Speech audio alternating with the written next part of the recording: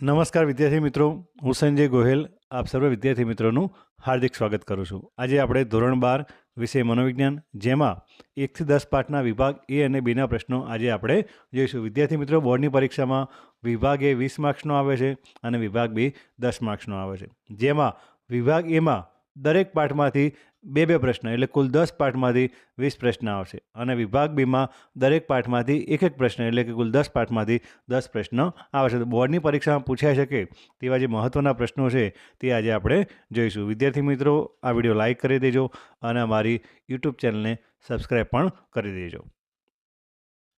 પાઠ 1, સંવેદન, ધ્યાન અને પ્રત્યક્ષીકરણ.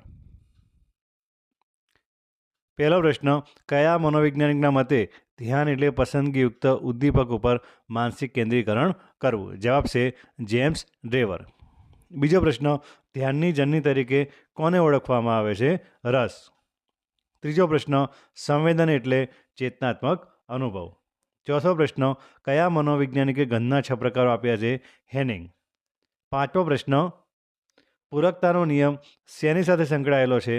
તો પ્રત્યક્ષીકૃત સાતત્ય સાથે. છઠ્ઠો પ્રશ્ન, બાહ્ય જગતનું નિરીક્ષણ કેટલા ભાગોમાં વહેંચાય છે? 3 ભાગોમાં: ધ્યાન, સંવેદન અને પ્રત્યક્ષીકરણ. સાતમો પ્રશ્ન, પ્રત્યક્ષીકરણમાં સંગઠનના નિયમો આપનાર મનોવૈજ્ઞાનિકો કયા કયા છે? વર્ધીમર, કોહલર અને કોફકા. આઠમો પ્રશ્ન, સામાન્ય રીતે મનુષ્ય કેટલા CPS સુધીની કંપન સંખ્યાવાળો અવાજ સાંભળી શકે છે? તો 20 થી 20,000 CPS. નવમો પ્રશ્ન, ત્વચા દ્વારા કેટલા પ્રકારના સંવેદનનો અનુભવ થાય છે? તો 4: સ્પર્શ, દબાણ, ગરમી અને ઠંડી. 10મો પ્રશ્ન, દ્વિનેત્રીય વિષમતા એટલે શું? બંને આંખોના નેત્રપટ પર જુદી જુદી પ્રતિમા પડવી. દ્વિનેત્રીય વિષમતા એ અંતર પારખવાનો એક સંકેત છે, જેમાં બંને આંખોના નેત્રપટ પર વસ્તુની સહેજ જુદી જુદી પ્રતિમા પડે છે. 11મો પ્રશ્ન, દ્રષ્ટિ સંવેદન માટે જવાબદાર કોષોના નામ આપો. સળી કોષો અને શંકુ કોષો. 12મો પ્રશ્ન, શ્રવણ સંવેદન માટે જવાબદાર કોષો કયા કયા છે? તો સૂક્ષ્મ વાળ કોષો. 13મો પ્રશ્ન, ધ્યાનનો આધાર કોના પર છે? ધ્યાનનો આધાર પસંદગીયુક્ત ઉદ્દીપક પ્રત્યેની એકાગ્રતા પર છે. 15મો પ્રશ્ન, પ્રત્યક્ષીકરણમાં સામૂહિકરણના નિયમો મનોવિજ્ઞાનના કયા સંપ્રદાય આપેલા છે? તો સમષ્ટિવાદી સંપ્રદાય. 16મો પ્રશ્ન, કડવો સ્વાદ જીભના કયા ભાગથી પારખી શકાય છે? કડવો સ્વાદ જીભના પાછળના મૂળ ભાગથી પારખી શકાય છે. 17મો પ્રશ્ન, સંગઠનમાં સમીપતા એટલે શું? સ્થળ અને કાળની દ્રષ્ટિએ પરસ્પર નજીક ગોઠવાયેલા ઉદ્દીપકો સંગઠિત થઈને ચોક્કસ આકાર ઉપસાવે છે, જેને એક એકમ સ્વરૂપે આપણે અર્થઘટિત કરીએ છીએ. એને સંગઠનમાં સમીપતા કહેવામાં આવે છે. 18મો પ્રશ્ન, અભિરુચિ માટે મેકડુગલે કયા શબ્દનો પ્રયોગ કર્યો છે? અપ્રગટ ધ્યાન. 19મો પ્રશ્ન, મધ્યકર્ણના અસ્થિઓના નામ આપો. હથોડી, એરણ અને પેંગડું. 20મો પ્રશ્ન, વ્યક્તિના શ્રવણ સંવેદનની સીમા જણાવો. તો 20 થી 20,000 CPS હર્ટ્ઝ. 21મો પ્રશ્ન, સંવેદન એટલે શું? સંવેદન એટલે જ્ઞાનેન્દ્રિય દ્વારા થતો ઉદ્દીપકોનો અનુભવ. 22મો પ્રશ્ન, ધ્યાન વિચલન એટલે શું? ધ્યાન વિચલન એટલે એક ઉદ્દીપક પરથી બીજા ઉદ્દીપક પર અને બીજા ઉદ્દીપક પરથી ત્રીજા ઉદ્દીપક પર અથવા એક જ ઉદ્દીપકના વિવિધ ભાગો પર ધ્યાન બદલવાની ક્રિયાને ધ્યાન વિચલન કહેવામાં આવે છે. 23મો પ્રશ્ન, ઊંડાના પ્રત્યક્ષીકરણ માટે જવાબદાર સંકેતોના નામ આપો. અનેત્રીય સંકેત, એકનેત્રીય સંકેત અને દ્વિનેત્રીય સંકેત. 24મો પ્રશ્ન, દ્રષ્ટિ સંવેદનમાં નેત્રપટીય વિષમતા કયા કારણથી સર્જાય છે? ડાબી આંખને પદાર્થનો ડાબો વિસ્તાર વધારે દેખાય છે અને જમણી આંખને પદાર્થનો જમણો વિસ્તાર વધારે દેખાય છે. આ કારણે દ્રષ્ટિ સંવેદનમાં નેત્રપટીય વિષમતા સર્જાય છે. માનવ શરીરમાં ઠંડી, ગરમી જેવા સંવેદનો શા કારણે થાય છે? તો ત્વચા પર પથરાયેલા જુદા જુદા સાંવેદિક કોષો ઉત્તેજવાથી માનવ શરીરમાં ઠંડી, ગરમી જેવા સંવેદનો થાય છે. સંવેદન ગ્રાહકોના કેટલા વર્ગ છે? કયા કયા? સંવેદન ગ્રાહકોના મુખ્ય 3 વર્ગ છે: બાહ્ય સંવેદકો, શરીર સંવેદકો અને આંતરિક સંવેદકો. સંવેદનના મુખ્ય પ્રકાર કેટલા છે? કયા કયા? સંવેદનના મુખ્ય 5 પ્રકાર છે: દ્રષ્ટિ સંવેદન, શ્રવણ સંવેદન, ગંધ સંવેદન, સ્વાદ સંવેદન અને સ્પર્શ સંવેદન. 28મો પ્રશ્ન, બાહ્ય કર્ણમાં કોનો સમાવેશ થાય છે? બાહ્ય કર્ણના કાર્યોમાં કાનની બૂટ, કર્ણનલિકા અને કર્ણપટલનો સમાવેશ થાય છે. બીજો પાઠ, શીખવાની ક્રિયા. શીખેલી પ્રતિક્રિયાની લુપ્તતાને શું કહે છે? વિલોપન. કોઈપણ પ્રકારના ઔપચારિક શિક્ષણ વગર જન્મજાત ક્રિયાઓને કેવું વર્તન કહેવાય છે? તો સાહજિક વર્તન. અનુભવ અને મહાવરાને કારણે વર્તનમાં થતા સાપેક્ષ કાયમી પરિવર્તનને શું કહેવામાં આવે છે? શિક્ષણ. પ્રયત્ન અને ભૂલ દ્વારા શિક્ષણનો પ્રયોગ કોણે કરેલો છે? તો થોર્નડાઇકે. 5મો પ્રશ્ન. થોર્નડાઇકના બિલાડી પરના પ્રયોગમાં બિલાડીને કેટલા પ્રયત્ને શિક્ષણ મળ્યું હતું? 24 પ્રયત્ને. કોને શરીર વિજ્ઞાન અને તબીબી વિજ્ઞાન ક્ષેત્રે નોબેલ પારિતોષિક મળ્યું હતું? પાવલો. જે ઉદ્દીપક માટે પ્રાણી અનઅભિસંધિત ઉદ્દીપક જેવી જ પ્રતિક્રિયા આપે તે ઉદ્દીપકને શું કહેવામાં આવે છે? અભિસંધિત ઉદ્દીપક. એક ઉદ્દીપકને મળતા આવતા બીજા ઉદ્દીપકને સમજવું એટલે શું? ઉદ્દીપકનું સામાન્યીકરણ. કયા પ્રકારના શિક્ષણમાં પ્રાણી પ્રતિક્રિયા કરે તો જ તેને ખોરાક મળે? કારક અભિસંધાન અથવા ક્રિયાત્મક અભિસંધાન. કોલરે કયા પ્રાણી પર પ્રયોગો કર્યા હતા? ચિમ્પાન્જી ઉપર. થોર્નડાઇકે ભૂલભુલામણીના પ્રયોગો કોના પર કર્યા હતા? ઉંદર ઉપર. અભિસંધાન દ્વારા શિક્ષણ એ કયા વાદ પર આધારિત છે? સાચર્યવાદ પર. કોના મતે અનુભવ વગર આંતરસૂચનો વિકાસ થતો નથી? હાર્લો. આસપાસના પર્યાવરણ સાથે કામ પાર પાડવા માટે પ્રાણી કે વ્યક્તિને શું મેળવવું જરૂરી છે? તો શિક્ષણ. સીટી મોર્ગને આપેલ શિક્ષણની વ્યાખ્યા. શિક્ષણ એટલે અનુભવ અને પ્રયત્ન કે મહાવરાથી વર્તનમાં થતો માપી શકાય તેવો સાપેક્ષ કાયમી ફેરફાર. પ્રશિષ્ટ અભિસંધાન અંગેનો પ્રયોગ કોણે કરેલો હતો? રશિયન શરીરશાસ્ત્રી ઇવાન પેટ્રોવિચ પાવલોવે. અનઅભિસંધિત પ્રતિક્રિયા એટલે શું? કોઈપણ પ્રકારના જોડાણ, શિક્ષણ કે અભિસંધાન થયા પહેલાં જે પ્રતિક્રિયા જોવા મળે અને જે પ્રતિક્રિયા શીખાયેલી નથી તેને અનઅભિસંધિત પ્રતિક્રિયા કહેવામાં આવે છે. પ્રબલન એટલે શું? પ્રબલન એટલે શીખેલી કે શીખવવામાં આવેલી પ્રતિક્રિયાને દ્રઢ કે બળવાન કરનારું ઘટક. કારક અભિસંધાનનો ખ્યાલ કોણે આપેલો? અમેરિકન મનોવૈજ્ઞાનિક B.F. સ્કિનરે. સાપેક્ષ કાયમી ફેરફારો ઉદાહરણ સહિત સમજાવો. વ્યક્તિના વર્તનમાં થતા દીર્ઘકાલીન, સ્થાયી અને કાયમી હોય તેવા પરિવર્તનને સાપેક્ષ કાયમી ફેરફાર તરીકે ઓળખવામાં આવે છે. દાખલા તરીકે બાળકને કાયમને માટે સાયકલ ચલાવતા આવડી જવું તે સાપેક્ષ કાયમી ફેરફાર કહી શકાય. કારક અભિસંધાનમાં વિલોપનની ક્રિયા ક્યારે જોવા મળે છે? જ્યારે પ્રબલન આપવાનું બંધ કરવામાં આવે ત્યારે કારક અભિસંધાનમાં વિલોપનની ક્રિયા જોવા મળે છે. આહા અનુભવ કયા શિક્ષણ સાથે સંકળાયેલ છે? તો આહા અનુભવ આંતરસૂચ દ્વારા શિક્ષણ સાથે સંકળાયેલ છે. કોલર કયા સંપ્રદાય સાથે સંકળાયેલા હતા? સમષ્ટિવાદી સંપ્રદાય. કોલરે ચિમ્પાન્જી પર આંતરસૂચના પ્રયોગો કયા ટાપુ પર કર્યા હતા? કેનેડી ટાપુ પર. દરેક સજીવ પોતાના જીવનચક્ર દરમિયાન કયા બે પ્રકારનું વર્તન કરતું જોવા મળે છે? એક સાહજિક વર્તન અને બીજું શિક્ષિત વર્તન.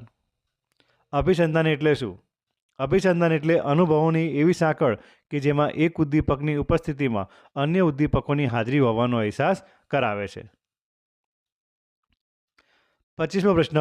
અભિસંધાનમાં ઉદ્દીપકનું ભેદબોધન એટલે શું? બે ઉદ્દીપક વચ્ચેના તફાવતને પારખવો. આંતરસૂચના પ્રયોગો કોણે કરેલા? કોલર નામના જર્મન સમષ્ટિવાદી મનોવૈજ્ઞાનિકે. વિધાયક પ્રબલન એટલે શું? સ્કિનરના મતે પ્રતિક્રિયાની વારંવારતા વધારનારું અને પ્રતિક્રિયા બાદ રજૂ કરાતું ઉદ્દીપક એટલે વિધાયક પ્રબલન. નિષેધક પ્રબલન એટલે શું? સ્કિનરના મતે પ્રતિક્રિયાની વારંવારતા વધારનારું અને પ્રતિક્રિયા બાદ દૂર કરાતું ઉદ્દીપક એટલે નિષેધક પ્રબલન. જો હાથો દબાવવાથી ઉંદરને શોકમાંથી રાહત મળે તો હાથો દબાવવાની ક્રિયા એ નિષેધક પ્રબલન કહેવાય છે. પાઠ 3. બુદ્ધિ. બુદ્ધિ ક્ષમતાનું માપન કરવાનું સૂત્ર કોણે દર્શાવ્યું હતું? સ્ટર્ને. બુદ્ધિ અંગેનો ત્રિપરિમાણાત્મક સિદ્ધાંત કોણે દર્શાવ્યો? ગિલફર્ડ. આયોજન જેવી બોધાત્મક પ્રક્રિયા માટે મગજનો કયો ભાગ જવાબદાર છે? અગ્રખંડ. વ્યક્તિગત ભિન્નતાના આધારે બુદ્ધિની વ્યાખ્યા આપવાનો સૌપ્રથમ પ્રયાસ કોણે કર્યો હતો? એબિંગહોસ. કેટલી બૌદ્ધિક ક્ષમતા ધરાવનાર વ્યક્તિનો સમાવેશ સામાન્ય કક્ષામાં થાય છે? 90 થી 109. માનસિક વય ગણતી વખતે કસોટીના દરેક સાચા ઉત્તર દીઠ કેટલા માસની માનસિક વય ગણવામાં આવે છે? 2 માસની. સ્ટેનફર્ડ બીને બુદ્ધિ કસોટી અંગ્રેજી ભાષામાં સૌપ્રથમ કોણે કરેલી હતી? પ્રોફેસર ટર્મન. માનસિક પડકારરૂપ વ્યક્તિનો બુદ્ધિઆંક કેટલો હોય છે? 70થી નીચે. રેવનની બુદ્ધિ કસોટી કઈ સાલમાં રચવામાં આવી હતી? ઈસવીસન 1936. પ્રતિભા સંપન્ન વ્યક્તિનો અભ્યાસ ઈસવીસન 1925માં કોણે શરૂ કર્યો હતો? રેન્જુલ.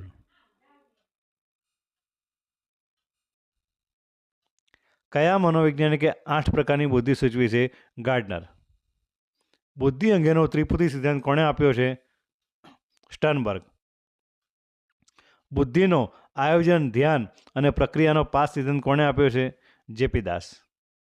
કયા પ્રકારની બુદ્ધિનો સંબંધ જીવસૃષ્ટિ અને વનસ્પતિ સૃષ્ટિ સાથે છે? નૈસર્ગિક બુદ્ધિ. લેખકોમાં કયા પ્રકારની બુદ્ધિ વધુ પ્રગટ થાય છે? ભાષાકીય બુદ્ધિ.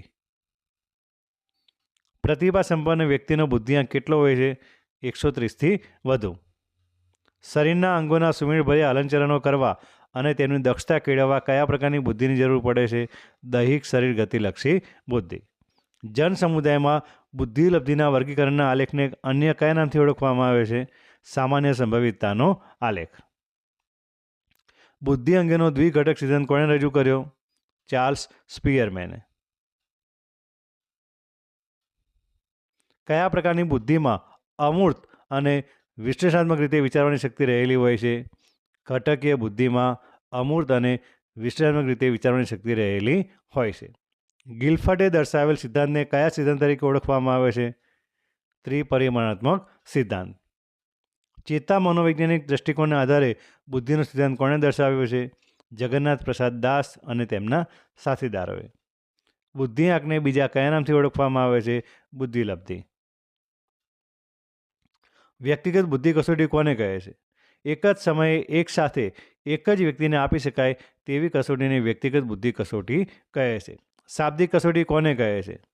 જે કસોટીમાં માત્ર લિખિત પ્રશ્નો હોય અને એના જવાબો માત્ર લિખિત સ્વરૂપે જ આપવાના હોય તેવી કસોટીને શાબ્દિક કસોટી કહે છે. આરપીએમનું પૂરું નામ જણાવો. રેવન પ્રોગ્રેસિવ મેટ્રિક્સ. તાર્કિક ગાણિતિક બુદ્ધિ કેવી વ્યક્તિઓમાં વધારે હોય છે? તર્કશાસ્ત્રીઓ, વકીલો, ન્યાયાધીશો, ગુના શોધકો, વૈજ્ઞાનિકો, આંકડાશાસ્ત્રીઓ અને હિસાબનીશોમાં. અવકાશીય બુદ્ધિ કોનામાં વધુ હોવી જરૂરી છે? આગગાડી, મોટર વાહન, વિમાન વગેરે ચલાવનારાઓ, ચિત્રકારો, શિલ્પીઓ, સ્થાપત્યો, શસ્ત્રક્રિયા કરનારાઓ અને કેટલાક કારીગરોમાં. દૈહિક શરીર ગતિલક્ષી બુદ્ધિ કોનામાં વધુ હોવી જરૂરી છે? ખેલાડીઓ, રમતગમતના હસ્તકલાના કારીગરો, શસ્ત્રક્રિયા કરનારાઓ, નૃત્યકારો અને અભિનેતાઓમાં. કેવી વ્યક્તિઓમાં આંતરવૈયક્તિક બુદ્ધિ વધુ હોવી જરૂરી છે? શિક્ષકો, વેચાણકારો, રાજકારણીઓ, સામાજિક કાર્યકરો અને ધર્મગુરુઓમાં. સાંગીતિક બુદ્ધિ કેવી વ્યક્તિઓમાં વધારે હોવી જોઈએ? ગાયકો, વાદકો, સ્વર રચના કરનારા સંગીત નિર્દેશકો તેમજ સંગીતને માણનાર વ્યક્તિઓમાં. બુદ્ધિઆંક શોધવાનું સૂત્ર જણાવો. તો બુદ્ધિઆંક = માનસિક વય છેદમાં શારીરિક વય ગુણ્યા 100. શારીરિક વય એટલે શું? જન્મ તારીખ પ્રમાણે ગણતા થતી બાળકની વયને શારીરિક વય કહેવામાં આવે છે. પહેલી વ્યક્તિગત બુદ્ધિ કસોટી કોણે રચી હતી? ક્યારે અને કઈ ભાષામાં? બીને અને સાયમને ઈસવીસન 1905 અને ફ્રેન્ચ ભાષામાં રચી હતી. ચોથો પાઠ મનોવરણ અને પૂર્વગ્રહ. માનવીના વિચાર, વાણી, વર્તન, રીતભાત અને જીવનશૈલી પર વધુ અસર કરતું પરિબળ કયું છે? સમૂહ માધ્યમો. વિવિધ વ્યક્તિ, વસ્તુ, પરિસ્થિતિ કે બનાવ પ્રત્યે જે ખ્યાલો બંધાય છે તેને શું કહેવામાં આવે છે? મનોવલણ. મનોશારીરિક વર્તનની માનસિક તત્પરતા એટલે શું? મનોવલણ. મનોવલણો જન્મજાત નહીં પરંતુ કેવા હોય છે? સંપાદિત. માતા પિતા ભાઈબંધો સાથે થતી વિધાયક પારસ્પરિક આંતરક્રિયા, પ્રેમ, સ્નેહ અને સહકાર બાળકમાં શું વિકસાવે છે? વિધાયક મનોવલણ. સામાજિક રીત રિવાજો, મૂલ્યો, રહેણીકરણી અને વિચારસરણી આત્મસાત કરવાની પ્રક્રિયા એટલે શું? સામાજિકીકરણ. માનવીના મનમાં રૂઢ થયેલા ખોટા ખ્યાલોને શું કહે છે? પૂર્વગ્રહ. વર્તમાનપત્રો, ટેલિવિઝન, ટેલિફોન અને મોબાઈલ ઇન્ટરનેટ શેના સાધન છે? સમૂહ માધ્યમના. પૂર્વગ્રહમાં પરિવર્તન લાવવા શિક્ષણ સાથે સંદેશ આપનાર વ્યક્તિ અને જૂથની વિશ્વાસપાત્રતા અસરકારક નીવડે છે તેવું સંશોધન કરનાર મનોવૈજ્ઞાનિકનું નામ જણાવો. હાર્ડિંગ. અશિક્ષિતો પરંપરાગત માન્યતાઓને વળગી રહે છે, માટે પૂર્વગ્રહમાં પરિવર્તન લાવવા શિક્ષણ જરૂરી છે તેવું કયા સંશોધનમાં જોવા મળ્યું છે? તો સ્ટેમ્બર. કોના મત મુજબ મનોવલણો ચોક્કસ વ્યક્તિ, વસ્તુ કે પરિસ્થિતિ પ્રત્યેની માનસિક તત્પરતા છે? ઓલપોટ. કયા મનોવૈજ્ઞાનિકે રૂઢિચુસ્ત કુટુંબની કોલેજની યુવતીઓના વલણમાં પરિવર્તન લાવવાના પ્રયોગમાં સફળતા મેળવી હતી? તો ઓકબાર્ન. મનોવલણની દિશા કેવા પ્રકારની હોય છે? માનવીના વર્તન કે પ્રતિક્રિયા પ્રકારની હોય છે અને તે વ્યક્તિ તરફથી જૂથ તરફ વિકસે છે. સામાજિકરણ એ શેની પ્રક્રિયા છે? સામાજિકરણ એ સામાજિક રીતરિવાજો, મૂલ્યો, ધોરણો, રહેણીકરણી અને વિચારસરણી આત્મસાત કરવાની પ્રક્રિયા છે. સમૂહ માધ્યમના સાધનોના નામ આપો. વર્તમાનપત્રો, television, mobile, WhatsApp, Facebook, Google, Twitter આ બધા સમૂહ સંચાર માધ્યમો છે. બી. કુપ્પુસ્વામીની મનોવલણની વ્યાખ્યા આપો. મનોવલણ એ અમુક વસ્તુ, વ્યક્તિ કે પરિસ્થિતિ પ્રત્યે વિશિષ્ટ પ્રતિક્રિયા કરવાની સુસંગત, સંપાદિત અને આવેગયુક્ત પૂર્વવૃત્તિ છે. મનોવલણ ઘડતરને અસર કરતા કોઈપણ બે ઘટકો જણાવો. તો કુટુંબ, સામાજિકરણ, પ્રત્યક્ષ અનુભવ અને સંચાર માધ્યમની અસરો. મનોવલણ પરિવર્તનની રીતો જણાવો. શિક્ષણ, પ્રચાર, જૂથ ચર્ચા અને કાયદાઓ. મનોવલણ પરિવર્તનના અવરોધકો દર્શાવો. તો મનોવલણની પ્રબળતા, મનોવલણની જટિલતા, મનોવલણની અગત્યતા, મનોવલણોમાં આંતરસંબંધ અને મનોવલણોની ઉપયોગિતા. પૂર્વગ્રહ એટલે શું? પૂર્વગ્રહ એટલે વ્યક્તિ કે જૂથ પ્રત્યે પ્રત્યક્ષ વિચાર, લાગણી કે કાર્યની દ્રષ્ટિએ વિરુદ્ધ પ્રતિક્રિયા કરવાનું નિશ્ચિત થયેલું વલણ. શિક્ષણનું પુનઃગઠન એટલે શું?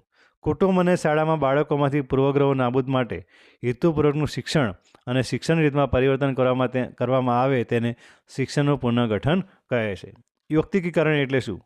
યોક્તિકીકરણ એ એક એવી બચાવ પ્રવૃત્તિ છે કે જેમાં પોતાના વર્તન માટે સાચાને બદલે સારા કારણો રજૂ કરવામાં આવે છે. પાઠ 5. મનોભાર અને સ્વાસ્થ્ય. માનસિક રીતે સ્વસ્થ જીવન જીવવા માટે વ્યક્તિએ શેમાં પરિવર્તન કરવું પડશે? જીવનશૈલીમાં. માનવજાતને ભારતની અપ્રતિમ ભેટ કઈ છે? ધ્યાન અને યોગ. કયા પ્રકારના મનોભારની સ્થિતિમાં વ્યક્તિનું પ્રતિક્રિયા મર્યાદિત બને છે? તો તીવ્ર. કોણે વિચાર અને લાગણી સંદર્ભે પોતાના વિચારો રજૂ કર્યા છે? રિચાર્ડ લેજારસે. તબીબી સંભાળને કયા પ્રકારનું સંસાધન કહી શકાય? ભૌતિક.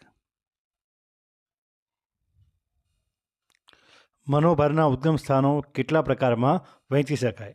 3. શારીરિક પ્રતિક્રિયાનું મોડેલ કોણે રજૂ કર્યું? વોલ્ટર કેનને. વોલ્ટર કેનને શારીરિક પ્રતિક્રિયાનું મોડેલ ક્યારે રજૂ કર્યું? ઈસવીસન 1920. આંતરિક સહજ પ્રતિક્રિયા કઈ છે? રડવું. મનોભારની અસરોનું સંશોધન કાર્ય કોણે અને ક્યારે શરૂ કર્યું? હાન્સ સેલીએ ઈસવીસન 1956.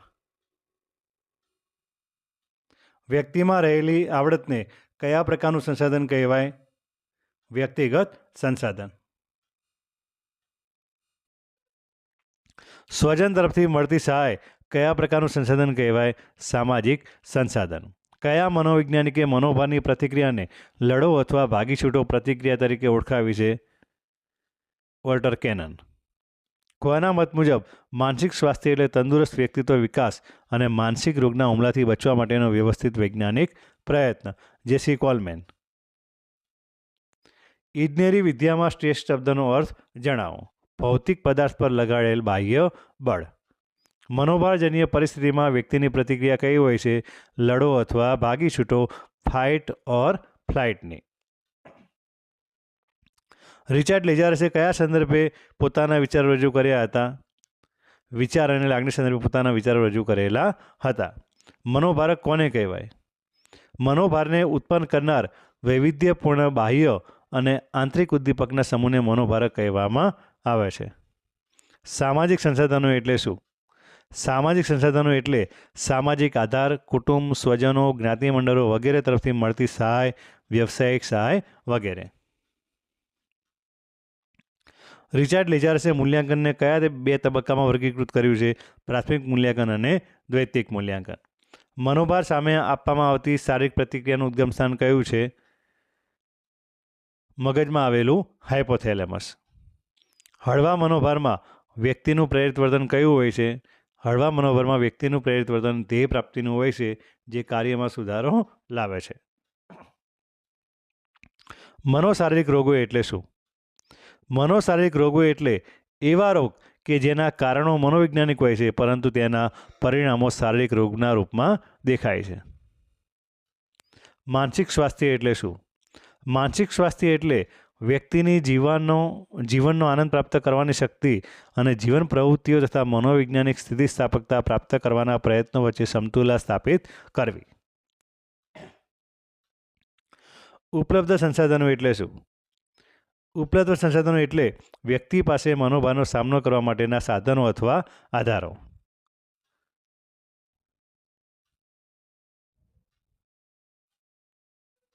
યોગની ભેટ વિશ્વને કોણે આપી? ભારતના પતંજલિ ઋષિ અને મહાન ઋષિ મુનિ તથા તપસ્વીઓએ. મનોભાર પ્રત્યે કેવી પ્રતિક્રિયા થશે તેનો આધાર 3 બાબતો પર છે. કઈ 3 બાબતો છે? તો મનોભારકોનું સ્વરૂપ, વ્યક્તિના લક્ષણો અને મનોભારનો સામનો કરવાના ઉપલબ્ધ સંસાધનો. મનોભારની પ્રતિક્રિયાનું મુખ્યત્વે કેટલા પ્રકારની છે? મુખ્યત્વે 4 પ્રકારની: શારીરિક પ્રતિક્રિયા, વાર્તનિક પ્રતિક્રિયા, બોધાત્મક પ્રતિક્રિયા અને આવેગાત્મક પ્રતિક્રિયા. સંઘર્ષના કયા 3 પ્રકારો છે? અભિગમન સંઘર્ષ, વિગમન સંઘર્ષ અને અભિગમન સંઘર્ષ. પાઠ 6 મનોવિકૃતિઓ. નૈતિક મૂલ્યોનું ધોરણ નીચું હોય તેવું વર્તન અસાધારણ છે. આ વ્યાખ્યા કોણે આપી છે? જેસી કોલમેન.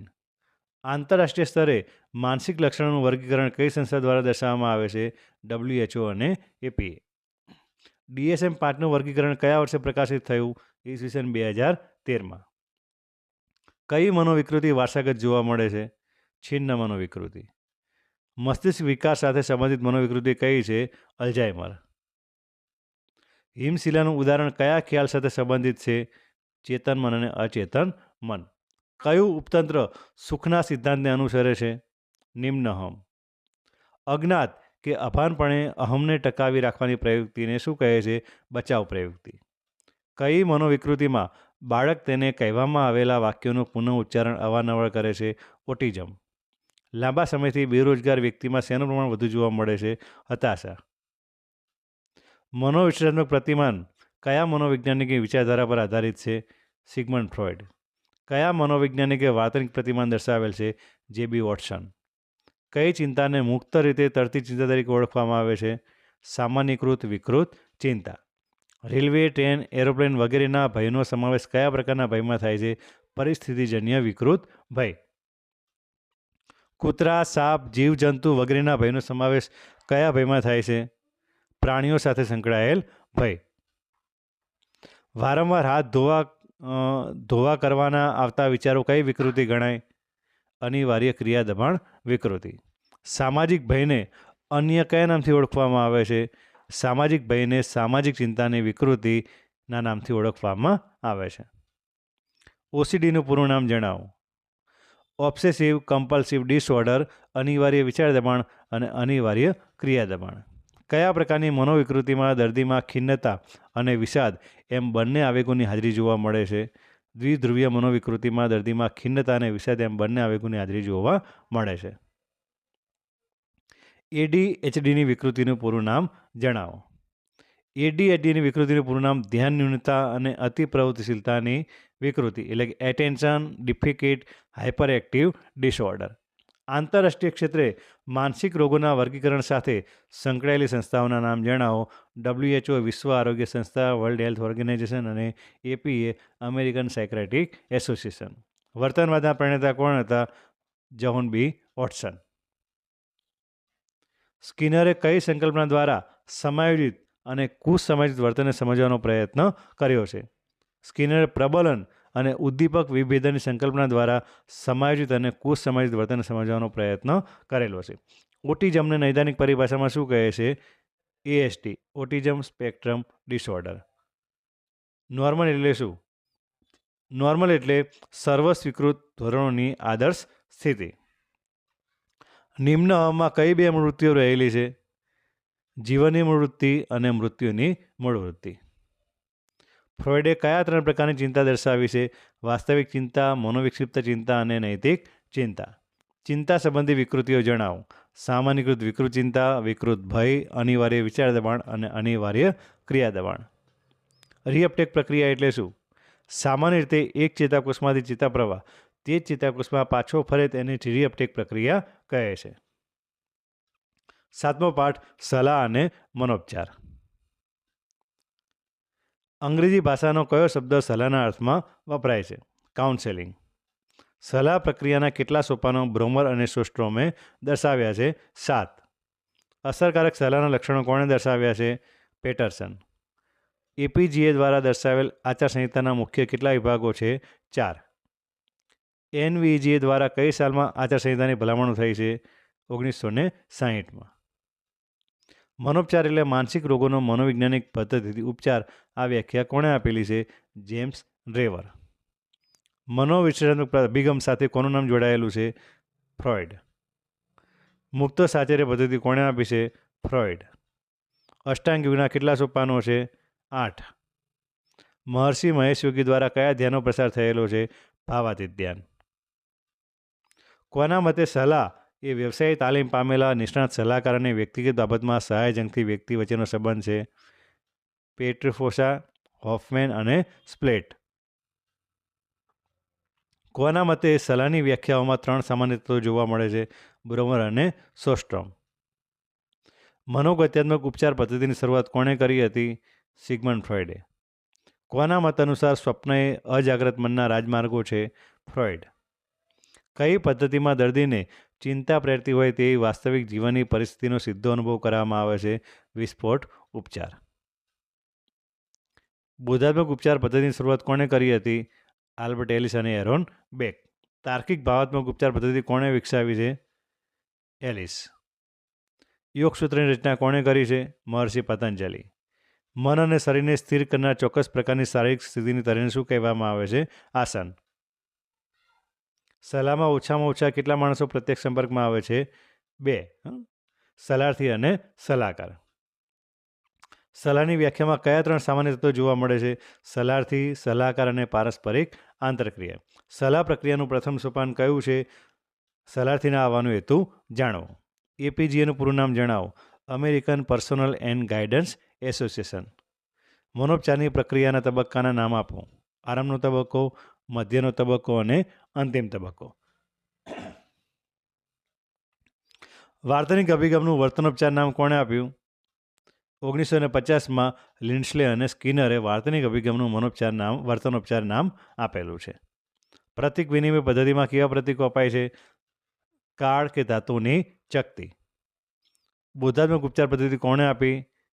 આલ્બર્ટ એલિસ અને એરોન બેકે આપેલી છે. તાર્કિક ભાવાત્મક ઉપચાર પદ્ધતિ કોણે આપી? આલ્બર્ટ એલિસે. રોજર્સના અભિગમ કયા નામથી ઓળખાય છે? સલાહથી કે અસીલ કેન્દ્રિત અભિગમ.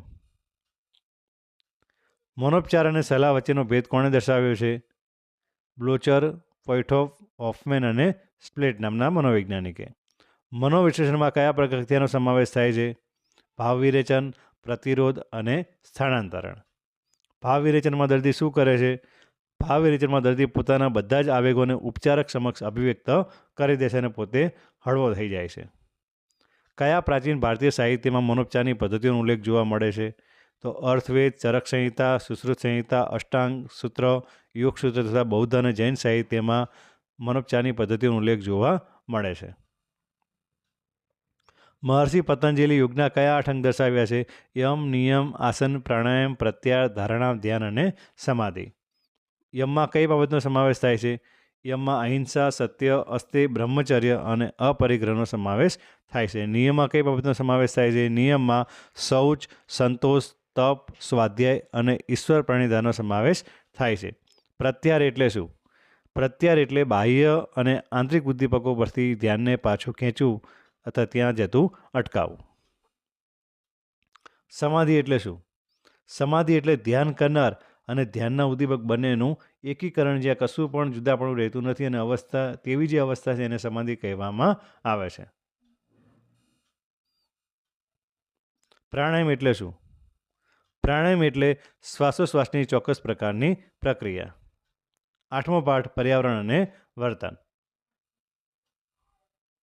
કેવા વાતાવરણમાં લોકોમાં ઉશ્કેરાટ કે આક્રમકતાનું પ્રમાણ વધુ જોવા મળે છે? ગરમ કે ભેજવાળા વાતાવરણમાં. કયા મનોવૈજ્ઞાનિક પર્યાવરણ અને ભૌગોલિક પર્યાવરણને જુદા પાડે છે? Kurt Levin. કયા મનોવૈજ્ઞાનિકે પર્યાવરણના અભિગમને 5 તંત્રના ખ્યાલ દ્વારા સમજાવ્યો છે? Bronfenbrenner. હવાના પ્રદૂષણને લીધે કઈ બીમારીનું પ્રમાણ વધુ જોવા મળે છે? કેન્સર, શ્વસનતંત્રના રોગો અને ચામડીના રોગો. સંઘની ભાવના શેમાં વધારે જોવા મળે છે? ગીચતામાં. પર્યાવરણીય સમસ્યાઓથી બચવા કયા મનોવૈજ્ઞાનિકોની ભૂમિકા મહત્વની છે? સમાજ મનોવૈજ્ઞાનિકોની. પર્યાવરણની મોટાભાગની સમસ્યાઓ કેવી હોય છે? માનવસર્જિત. ઓઝોનનું પડ પાતળું થવાને કારણે કયા રોગનું પ્રમાણ વધી રહ્યું છે? ચામડીના કેન્સરનું. હવામાં કાર્બન ડાયોક્સાઇડ છૂટવાના પ્રમાણને ઓછું કરવા શું કરવું જોઈએ? વૃક્ષો ઉછેરવા જોઈએ. રેફ્રિજરેટરમાં કયા વાયુનો ઉપયોગ થાય છે? ક્લોરોફ્લોરોકાર્બન. આબોહવા, ઉષ્ણતામાન, વરસાદ વગેરેનો સમાવેશ શેમાં થાય છે? ભૌતિક પર્યાવરણમાં. ધોરણો, રિવાજો, સામાજિકરણની પ્રક્રિયાઓ વગેરેનો સમાવેશ શેમાં થાય છે? સામાજિક પર્યાવરણમાં. કોણે જીવન અવકાશનો ખ્યાલ આપેલો છે? Kurt Levin. અંગત જીવનમાં ઉલ્લેખ અને સામાજિક સંઘર્ષમાં વધારો એ શેનું મહત્વનું પરિણામ છે? ભીડનું.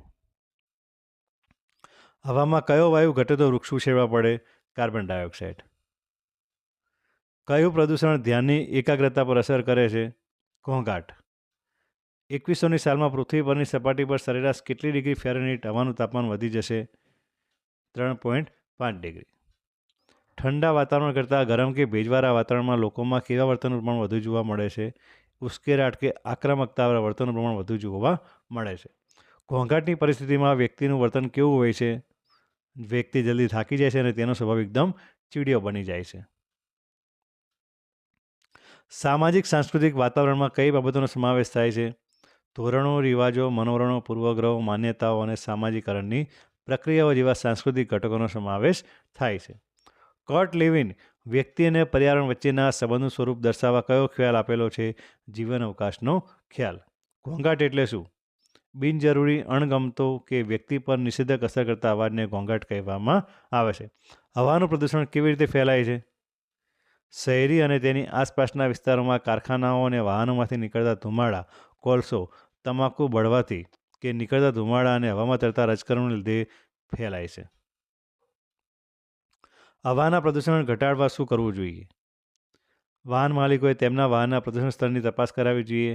બળતણ શીશા રહિત અને જરૂરી ગુણવત્તાવાળું હોવું જોઈએ. શૂન્ય પ્રદૂષણ ધરાવતા કોમ્પ્રેસ્ડ નેચરલ ગેસ CNGનું પૂરું નામ. CNGથી ચાલતા વાહનનો ઉપયોગ થવો જોઈએ. ભીડ એટલે શું?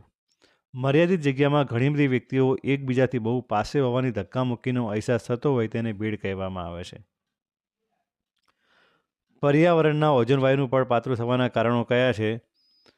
રેફ્રિજરેટરમાં વપરાતો ક્લોરોફ્લોરોકાર્બનનો વધુ ઉપયોગ સૂર્યના અલ્ટ્રાવાયોલેટ કિરણોની જોખમી અસરો સામે રક્ષણ આપતા પર્યાવરણના ઓઝોન વાયુના પડને પાતળું બનાવી નાખે છે. ગ્રીન હાઉસ અસર એટલે શું? વાવાઝોડાનું પ્રમાણ વધવું, હવામાનમાં અચાનક પરિવર્તન આવવું, તાપમાનના પ્રમાણમાં વધારો થવો, ઉત્તર અને દક્ષિણ ધ્રુવના હિમશિલાઓનું ઓગળવું વગેરે હવામાનમાં થતા આ પરિવર્તનને ગ્રીન હાઉસ અસર કહે છે. ભૌતિક પર્યાવરણમાં શેનો સમાવેશ થાય છે? ધરતીનો નિશ્ચિત દેખાતો વિસ્તાર, જંગલો અને માનવસર્જિત પર્યાવરણનો સમાવેશ થાય છે. ભૌતિક વિશ્વમાં કઈ બાબતનો સમાવેશ થાય છે?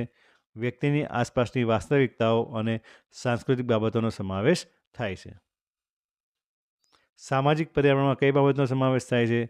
માતા પિતા દ્વારા મેળવાતા સામાજિક ઉદ્દીપકો, સમવયસ્કોના મનોવલણો અને વિવિધ પડકારોનો સમાવેશ થાય છે. સાંસ્કૃતિક પર્યાવરણમાં કઈ બાબતનો સમાવેશ થાય છે? સાહિત્ય રચનાઓ, કલાકૃતિઓ, સ્થાપત્ય વગેરે જેવી માનવસર્જિત મૂર્ત અને અમૂર્ત સામગ્રીનો સમાવેશ થાય છે. એરપોર્ટ વિસ્તારમાં રહેતા લોકોમાં કયા શારીરિક રોગનું પ્રમાણ વધુ જોવા મળે છે? તો ધબકારા અને શ્વાસોશ્વાસની ઝડપ વધવી, માથાનો દુખાવો, ઊંચું લોહીનું દબાણ જેવા શારીરિક રોગનું પ્રમાણ જોવા મળે છે. હવાના પ્રદૂષણથી કઈ બીમારીઓ થાય છે? નાગરિકોના શ્વાસમાં નાઇટ્રોજન ડાયોક્સાઇડ, સલ્ફર ડાયોક્સાઇડ અને કાર્બન મોનોક્સાઇડ જેવા ઝેરી સંયોજનો થાય છે, જેનાથી શ્વસન તંત્રને લગતી વિવિધ બીમારીઓ થાય છે. ગીચતા શેનો નિર્દેશ કરે છે? ગીચતા એ વ્યક્તિલક્ષી અનુભવ અને માનસિક સ્થિતિનો નિર્દેશ કરે છે. ઓઝોન વાયુનું પડ સાથી પાતળું થાય છે. રેફ્રિજરેન્ટ માટે વપરાતા ક્લોરોફ્લોરોકાર્બનના વધુ પડતા ઉપયોગના કારણે. મહાસાગરોના પાણીની સપાટી સાથી ઊંચી આવે છે. ઉત્તર ધ્રુવ અને દક્ષિણ ધ્રુવમાં હિમશિલાઓ ઓગળવાને પરિણામે મહાસાગરોના પાણીની સપાટી ઊંચી આવે છે. કયા મનોવૈજ્ઞાનિક પર્યાવરણ વચ્ચે રહેલ વ્યક્તિને જીવન અવકાશ કહે છે? Kurt Levin. ફ્રીજમાં કયો વાયુ વપરાય છે? ક્લોરોફ્લોરોકાર્બન અથવા તો CFC. 9મો પાઠ સંસ્થાકીય મનોવિજ્ઞાન. કાર્યોના સ્વરૂપના આધારે સમૂહીકરણ એટલે કાર્ય વિશિષ્ટીકરણ, જેમાં ઉપરી વ્યવસ્થાપન દ્વારા બધા જ નિર્ણયો લેવાતા હોય અને તેમની નીચેના લોકોએ પાલન કરવાનું હોય તેને શું કહેવામાં આવે છે? કેન્દ્રીકરણ. જેમાં એક જ વ્યક્તિ વ્યવસ્થાપક અને માલિક બંને હોય તેવી સંરચના એટલે સરળ સંરચના. 2 અથવા 2થી વધુ વ્યક્તિઓ વચ્ચેની મોટામોટી વાતચીત એટલે મુલાકાત. કર્મચારીની પસંદગી માટેની પદ્ધતિઓમાં કોનો સમાવેશ થતો નથી? લાગવગ કે ભલામણ. મૂલ્યાંકન કેન્દ્રો કોની પસંદગી માટે ઉપયોગમાં લેવાય છે? વ્યવસ્થાપકની પસંદગી માટે. ઇચ્છિત પ્રવૃત્તિને પ્રબળ કરે તેને શું કહેવાય? પ્રબલન. જે સાધન દ્વારા વિજ્ઞાપનનો ફેલાવ થાય તેને વિજ્ઞાપનનું શું કહેવાય? માધ્યમ. કયા કારણે વ્યક્તિઓ કોઈ એક પ્રવૃત્તિનો અમુક ચોક્કસ કાર્યમાં નિષ્ણાત બને છે? કાર્ય વિશિષ્ટીકરણના કારણે. કઈ બાબતનો સીધો સંબંધ સંસ્થામાં ઉચ્ચ હોદ્દાથી નિમ્ન સુધી અધિકાર ક્રમ સાથે છે? આદેશ શૃંખલા. કઈ સંરચનાને સપાટ સંરચના કહે છે? સરળ સંરચના. વિજ્ઞાપન સંસ્થાઓ, હોસ્પિટલો, યુનિવર્સિટીઓ વગેરે કઈ સંરચનાઓ અપનાવે છે? સમચોરસીય સંરચના. સંસ્થાના લક્ષણો જણાવો. સમાન લક્ષ્ય, પ્રયત્નોનું સંકલન, શ્રમ વિભાજન અને જવાબદારી અને અધિકાર. કાર્ય વિશિષ્ટીકરણની 2 રીતો દર્શાવો. પહેલી, કોઈ એક કાર્યને પૂર્ણ રીતે કોઈ ચોક્કસ કર્મચારી દ્વારા જ કરવામાં આવે.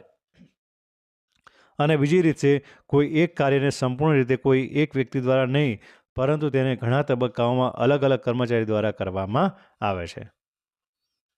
ઔપચારિકરણનો લાભ દર્શાવો. જે સંસ્થામાં કાર્યનું ઔપચારિકરણ કરવામાં આવ્યું હોય તેના કર્મચારીઓ કેટલીક નિશ્ચિત પદ્ધતિઓને અનુસરીને અને નિયમોના માળખામાં રહીને કાર્ય કરતા હોય છે.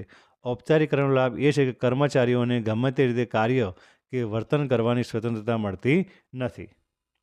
અમલદારશાહી સંરચના એટલે શું? જે સંસ્થાની કામગીરી કાયદાઓ અને નિયમ અનુસાર ઔપચારિક માળખામાં કાર્ય વિશિષ્ટીકરણ મુજબ ચાલતી હોય તેને અમલદારશાહી સંરચના કહે છે. વ્યવસ્થાપકોના કાર્યમાં સંગઠન એટલે શું? સંસ્થાના વિવિધ કર્મચારીઓની વિવિધ ભૂમિકાઓ અને જવાબદારીઓને સાંકળી તેની સ્પષ્ટતા કરવાના કાર્યને વ્યવસ્થાપકોના કાર્યોમાં સંગઠન કહેવામાં આવે છે. કર્મચારી પસંદગીની રીતો જણાવો. અરજીપત્રક, મુલાકાત, લિખિત કસોટીઓ અને નમૂના પરના કર્તૃત્વની કસોટીઓ. કાર્ય વિશ્લેષણ એટલે શું? કાર્ય વિશ્લેષણ એટલે કોઈ કાર્યના વિશિષ્ટ સ્વરૂપનું વિસ્તૃત વર્ણન કરવું. ઉથલો એટલે શું? ઉથલો એટલે કર્મચારીનું એક સંસ્થામાંથી અન્ય સંસ્થામાં જોડાવું. વારંવાર કર્મચારીઓ દ્વારા સંસ્થામાંથી જતા રહેવું તેને ઉથલો કહેવામાં આવે છે. જરૂરિયાતના ઉચ્ચ પદાનુક્રમનો સિદ્ધાંત કોણે આપેલો છે? ઈસવીસન 1943માં અબ્રાહમ મેસ્લોએ. તાલીમના 3 હેતુઓ દર્શાવો. શક્તિઓ વિકસાવવી, માહિતી આપવી અને કર્મચારીની અભિરુચિ અને મનોવરણમાં પરિવર્તન લાવવું. અધિકાર એટલે શું? અધિકાર એટલે કોઈ એક હોદ્દાની અંતર્ગત આદેશ આપવાના અને તે આદેશના પાલનની અપેક્ષાનો હક રાખવો. કેન્દ્રીયકરણ એટલે શું? કેટલીક સંસ્થાઓમાં ઉપરી વ્યવસ્થાપન દ્વારા જ બધા નિર્ણયો લેવામાં આવે છે અને તેઓની નીચે કામ કરતી વ્યક્તિઓએ આ નિર્ણયનું પાલન કરે છે. સંસ્થામાં આને કેન્દ્રીયકરણ કહેવામાં આવે છે. સંસ્થાલક્ષી સંરચનાના પ્રકારો જણાવો. સરળ સંરચના, અમલદારશાહી સંરચના અને સમચોરસીય સંરચના. વ્યવસ્થાપકોના મૂળભૂત કાર્યો કયા કયા છે? આયોજન, સંગઠન, ભરતી અથવા નિયુક્તિ, આગેવાની અથવા નેતૃત્વ અને નિયંત્રણ. 10મો પાઠ વિધાયક મનોવિજ્ઞાન. વિધાયક મનોવિજ્ઞાન એ લાંબો ઇતિહાસ અને ટૂંકો ભૂતકાળ ધરાવે છે એવું કોણે નોંધ્યું છે? સેલિગમેન. મનોવિજ્ઞાનની એક શાખાને વિધાયક મનોવિજ્ઞાન એવું નામ કોણે આપ્યું? Martin Seligman. અબ્રાહમ મેસ્લોએ પોતાના કયા પુસ્તકમાં એક પ્રકરણનું નામ પોઝિટિવ સાયકોલોજી રાખ્યું હતું? Motivation and personality. કયો અનુભવ વિધાયક વ્યક્તિલક્ષી અનુભવ નથી? હતાશા. સુખ અને સુખાકારી અંગેના આપણા વસ્તુલક્ષી માપદંડોમાં કોનો સમાવેશ થાય છે? આવક. એરિસ્ટોટલના મતે સુખ અને સુખાકારી એટલે શું? પોતાની જાતનું પ્રગટીકરણ, અભિવ્યક્તિનું અર્થઘટન અને આંતરિક શક્તિઓની પૂર્ણપણે ખીલવણી. નીચેનામાંથી કયું નિષેધક ભાવ દર્શાવતું વિશેષણ છે? તો શર્મિંદાપણું. વિધાયક મનોવિજ્ઞાનીઓના મતે કોણ વધુ સુખી છે? સ્ત્રી અને પુરુષ બંને સરખા સુખી છે. બિનશાબ્દિક સંકેતોને પારખવામાં કોણ વધુ કુશળ જોવા મળે છે? મહિલાઓ. સંસ્કૃતિમાં નીચેનામાંથી કોનો સમાવેશ કરી શકાય? તો સામાજિક નિયમો, સામાજિક ધોરણો અને સામાજિક મૂલ્યો, આ તમામનો સમાવેશ થાય છે. કોના મત મુજબ વ્યક્તિ પોતાના માનસિક બંધનોને તોડવાની અને નિર્ણય લેવાની ક્ષમતા ધરાવે છે? વિક્ટર ફ્રેન્કલ. વિધાયક મનોવિજ્ઞાન એ સામાન્ય માનવ સામર્થ્યો અને સદ્ગુણોના વૈજ્ઞાનિક અભ્યાસથી કશું વિશેષ નથી. આ વ્યાખ્યા કોણે આપી? શેલ્ડન અને કિંગ. કયા મનોવૈજ્ઞાનિકે કાલ્પનિક અનુભવ મશીનનું ઉદાહરણ આપ્યું છે? Martin Seligman. જીવન સંતોષ માપન તુલાની રચના કયા મનોવૈજ્ઞાનિકે કરી છે? ડાયનરે. કોના મત મુજબ વ્યક્તિગત સુખાકારીની બાબતમાં ખરાબ લગ્ન જીવન એ લગ્ન જીવન ન હોવા કરતાં વધુ ખરાબ છે? તો માયર્સ. કયા મનોવૈજ્ઞાનિકોએ માનવીના સારાપણા અને અનોખાપણા પર ભાર મૂક્યો છે? મેસ્લો અને રોજર્સ. 20મી સદીના મનોવિજ્ઞાનમાં માનવ વર્તનના કયા નિષેધક પાસાનો અભ્યાસ પર ભાર અપાયેલો હતો? 20મી સદીમાં મનોવિજ્ઞાનમાં ચિંતા, હતાશા, મનોભાર, સંઘર્ષ, આક્રમકતા, મનોવિકૃતિ વગેરે જેવા માનવ વર્તનના નિષેધક પાસાઓના અભ્યાસ પર વધુ ભાર અપાયેલો હતો.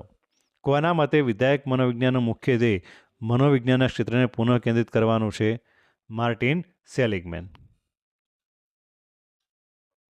સુખ અને સુખાકારી અંગેના આપણા વસ્તુલક્ષી માપદંડમાં કોનો સમાવેશ થાય છે?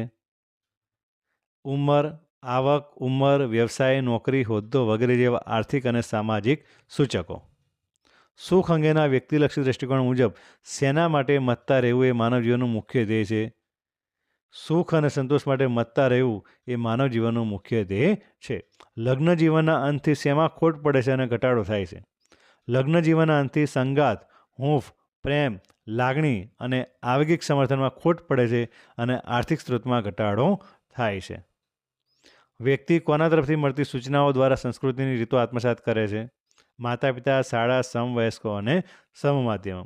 સાંસ્કૃતિક ભિન્નતાઓ માટે કઈ બાબતો જવાબદાર છે? રાષ્ટ્રીય વારસો, ભાષા, ધર્મ, સમુદાય, વંશ અને વંશીયતા, જાતિ, ઉંમર, ભૌગોલિક વૈવિધ્ય, ઐતિહાસિક ઘટનાઓ. સુખના પ્રકારો જણાવો. વ્યક્તિલક્ષી સુખ અને સ્વપ્રગટીકરણ સુખ. મનોવૈજ્ઞાનિક સુખાકારી માપનની તુલાઓ જણાવો. જીવન સંતોષ માપન તુલા અને વિધાયક નિષેધક ભાવ માપન તુલા. સુખ અને સુખાકારી અંગેના વ્યક્તિના વ્યક્તિલક્ષી માપદંડોમાં કોનો સમાવેશ થાય છે? જીવન અંગેનો સંતોષ, વિધાયક આવેગિક અનુભવની હાજરી અને નિષેધક આવેગિક અનુભવોનું ઓછું પ્રમાણ. થેન્ક યુ વિદ્યાર્થી મિત્રો. આ વિડીયો લાઈક કરી દેજો અને અમારી યુટ્યુબ ચેનલને સબસ્ક્રાઈબ પણ કરી દેજો.